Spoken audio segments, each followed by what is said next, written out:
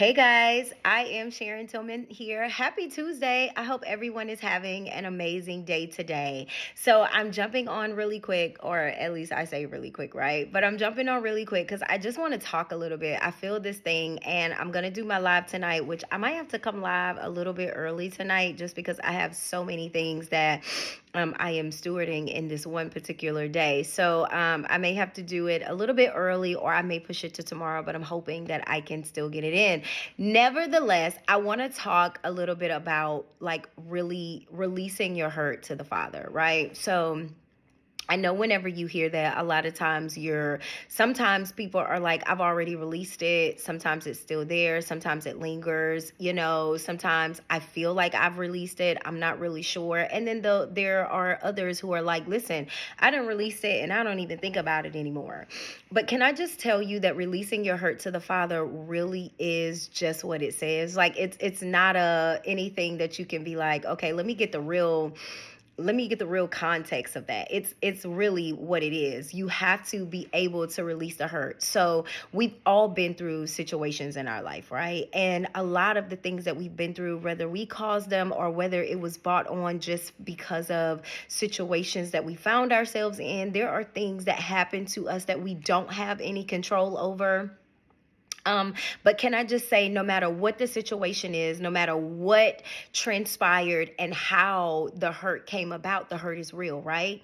And so one thing that I like to say is we like to acknowledge the place that we're really in, right? So a lot of times we think that if we don't think about the hurt, then the hurt goes away. If we don't dwell in the hurt, then we can just forget about it. And then the next thing you know, you find yourself and it's coming up in different areas, it's coming up in different situations because we kind of just suppressed it. But we never really released it to the Father and allowed him the opportunity to take that hurt away. And what we don't realize is suppressing it and not releasing it, it doesn't remove it. So it's still there and it's still going to affect us and it's still going to hinder us from going to our very next place. I had an amazing conversation on yesterday, and one of the things that, as we were talking, one of the things that was said was, like there are some things that I've been hurt by in my life and it really affects me from going in this particular way. Can I just tell you how the enemy works, right? Because listen, we be out here giving props to the devil like he be doing new things, but he really don't do new things. He got the same old tricks. He might bring it about a different way, but a lot of times his tricks are the same, right? And so he knows that very thing. And I know I've said this in a video or live before, but the enemy knows this very thing that broke us, that very thing that hurts us. But he also knows that a lot of times the very thing that hurt us, the very thing that we've gone through, or we've had some type of adversary or some type of experience with, a lot of times is the very place that God wants to use us. A lot of times it's attached to our purpose, and we go through it not because it's meant to kill or to destroy us, but we go through it because it is literally attached to something else that we are supposed to do in our lives. And going through it, stewarding that season, I talk about the importance of stewarding seasons all the time. But really going through it and stewarding that place in our life allows us to be prepared for that next season where we're really going to have to use it.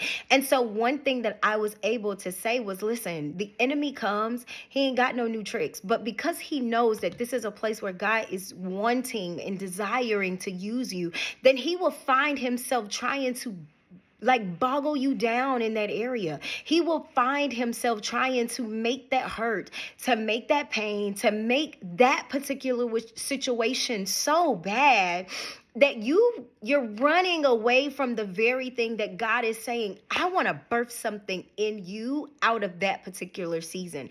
There is something that I want to do. It might not be right now. It might not be this season. It might not be your next season. It could be seasons down the line, but there is something that I'm birthing out of you from that particular situation. And I need you to go through this thing right. I need you to get the healing. I need you to submit this thing to your Father. I need you to know that I got you. And that you are not, listen, I always say, our Father is way too intentional for things to be happenstance for him, okay? He's not that kind of God. Let me tell you about my Father. He ain't out here just happenstance and things. You're never in a situation just because.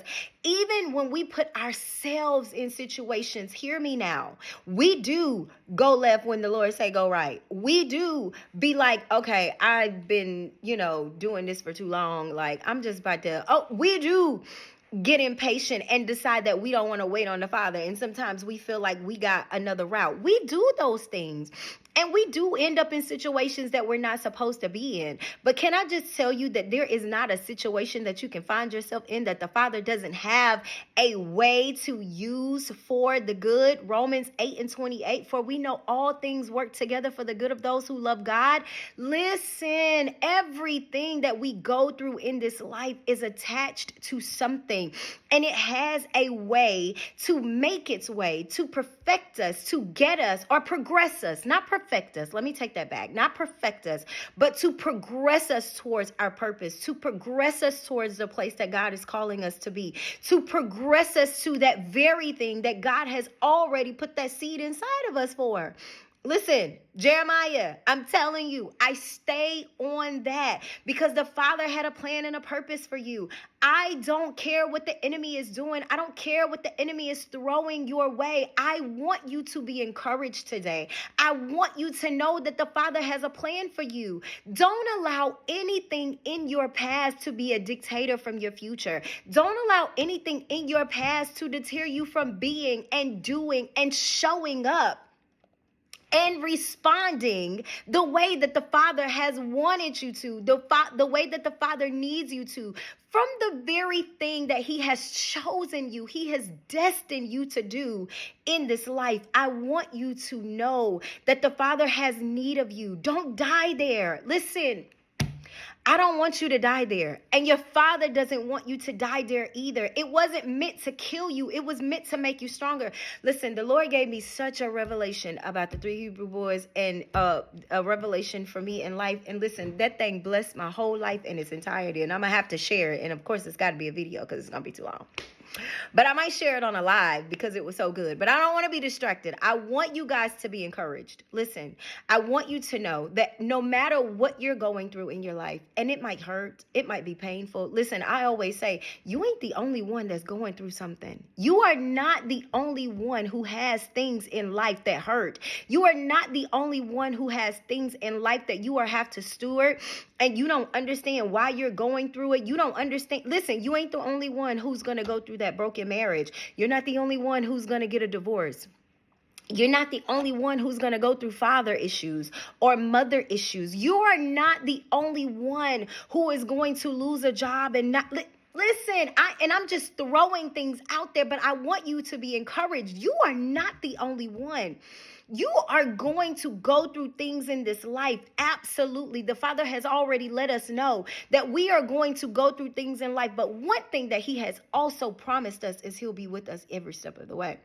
So even if you are like the 3 Hebrew boys in the fire, and you got to get in the fire, you don't get to opt out of the fire. I'm about to tell my story because it was so good. You don't get to opt out of the fire, but do you know that your Father's in the fire with you?